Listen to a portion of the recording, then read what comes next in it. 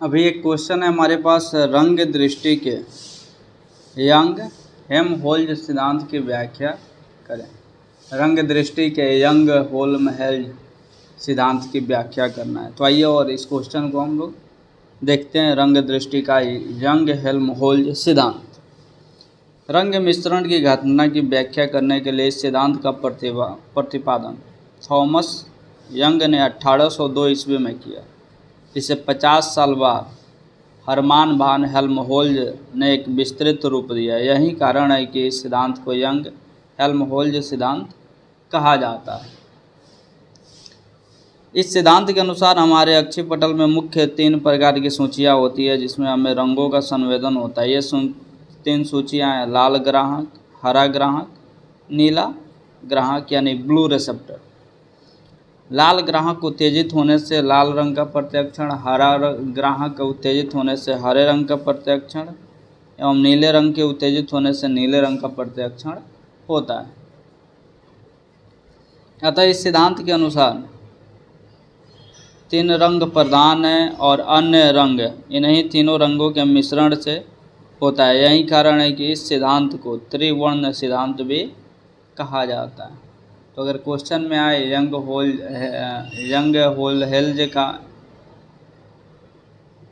Young Helmholtz सिद्धांत का दूसरा नाम क्या है, तो हम बोल सकते हैं इसको त्रिवर्ण सिद्धांत भी कहते हैं। इस सिद्धांत की मुख्य बातें निम्नलिखित हैं। व्यक्ति के अक्षीय पटल में BGR ग्राहक रिसेप्टर होते हैं। B से तात्पर्य ब्लू रिसेप्टर, G से तात्पर्य ग्रीन रिसेप्टर और R से तात्पर्य रेड रिसेप्टर यानी लाल ग्राहक है। दूसरा है, प्रत्येक ग्राहक में रोशनी के खास तरंगदैर्घ्य के प्रति अधिक संवेदनशीलता होता है, परंतु वे अन्य तरंगदैर्घ्य के प्रति भी अनुक्रियाशील होते हैं। सबसे छोटा तरंगदैर्घ्य जिसे सामान्य व्यक्ति प्रत्यक्षण करता है 400 नैनोमीटर का होता है और इससे बैगनी रंग का संवेदन होता है। अधिक तरंगदैर्घ्य जिसे सामान्य व्यक्ति प्रत्यक्षण करता है के पास 400 से 800 नैनोमीटर का होता है और तथा इसे 700 से 800 जो वर्णक्रम का ऊपरी छोर होता है, इसके द्वारा लाल रंग का संवेदन होता है। इन न्यूनतम तथा अधिकतम सीमाओं के भीतर अन्य तरंगदैर्घ्य भी होते हैं, जिनके सहारे अन्य रंगों की भी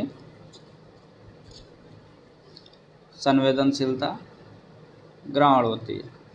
तीसरा है, लाल रंग, लाल, हरा और तथा नीला रंग को छोड़कर अन्य सभी रंगों का प्रत्यक्षण इस तरह के ग्राहकों के संयुक्त उत्तेजन से उत्पन्न होता है। उदाहरण स्वरूप, जब R और G ग्राहक एक साथ उत्तेजित हो जाते हैं तो हमें पीले रंग का संवेदन होता है। जब तीनों ग्राहक एक ही समान रूप में उत्तेजित हो जाते हैं तो इससे हमें उजले रंग की संवेदना होती है। चौथा है, किसी खास रंग जैसे लाल की संवेदन इसलिए होता है क्योंकि रोशनी के उस तरंगदैर्घ्य जिसके द्वारा R ग्राहक उत्तेजित हो रहा है अन्य दोनों ग्राहकों BG की तुलना में अधिक उत्तेजित हो पाता है। दूसरे शब्दों में कहा जा सकता है कि एक खास तरंगदैर्घ्य के प्रति दोनों उत्तेजित होते हैं, परंतु उनमें से एक अन्य 2 ग्राहक की तुलना में अधिक उत्तेजित हो जाता है। और अभी के समय में है ना, घरों में जो पेंट वगैरह बनाए जाते हैं वो भी उत्तेजना के कारण ही बनाए जाते हैं। आपने देखा होगा, हरा और लाल को मिला के हम कई सारे कलर बना सकते हैं। उसमें थोड़ी सी कम उत्तेजना, थोड़ी सी ज़्यादा उत्तेजना, कभी लाल ज़्यादा, कभी हरा ज़्यादा, कभी दोनों को बराबर मिक्स कर दिया तो पीला रंग बन गया। तो ये मैटर करता है। यंग हेल्महोल्ट्ज सिद्धांत का समर्थन कई लोगों ने अपने अपने अध्ययन में किया है। इस सिद्धांत तथा तथ्यों की पुष्टि उन अध्ययनों से होता है जिनमें सूचियों के कार्य का एक विशेष यंत्र जिसे माइक्रो स्पेक्ट्रोफोटोमीटर की संज्ञा दी गई है द्वारा अध्ययन किया गया है। इस यंत्र द्वारा व्यक्तिगत सूची कार्य का अध्ययन किया जाता है तथा दिखलाया गया है कि सूची में कुछ ऐसे तथ्य पाए जाते हैं जिनके सहारे वे खास रंगों द्वारा उत्तेजित होते हैं। कुछ सूची में लाल रंग के प्रति संवेदनशील होते हैं, कुछ सूची के तत्व हरे रंग के प्रति संवेदनशील होते हैं, कुछ सूची नीले रंग के प्रति संवेदनशील होते हैं। यद्यपि यंग हेल्महोल्ट्ज सिद्धांत द्वारा रंग मिश्रण की घटना काफ़ी संतोषजनक ढंग से होती है, फिर भी कुछ विशेषज्ञों द्वारा इस घटना की आलोचना भी की गई।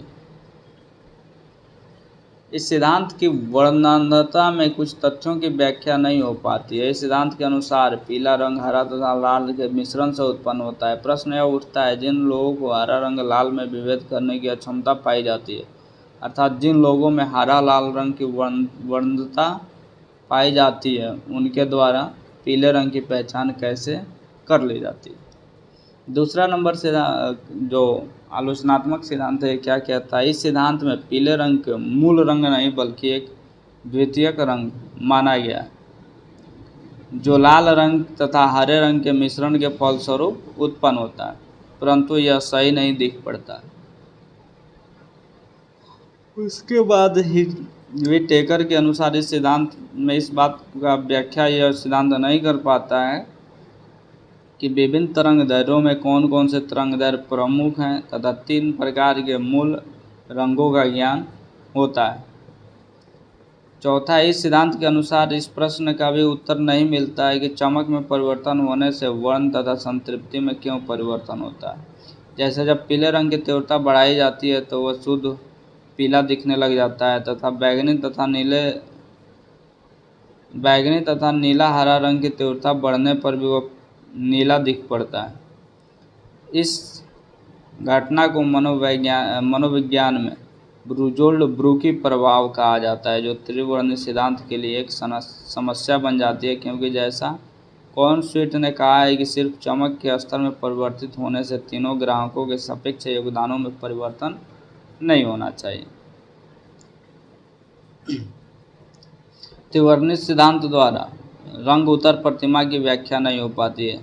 जैसे यदि व्यक्ति हरे रंग के चित्र पर 30 सेकंड तक देखे और यदि उजले कागज पर फिर वह देखता है तो कुछ समय के लिए उसे लाल रंग की उत्तर प्रतिमा दिखाई देगी। इस तरह की को पीला तस्वीर पर कुछ देर तक देखने के बाद उजले कागज पर देखने पर उसे चमकीला नीला उत्तर प्रतिमा दिखाई देता है तथा काला तस्वीर रहने पर उसे उजला उत्तर प्रतिमा दिखाई देता है। त्रिवर्णी सिद्धांत में ऐसे रंग उत्तर प्रतिमा की संतोषजनक व्याख्या नहीं कर पाता।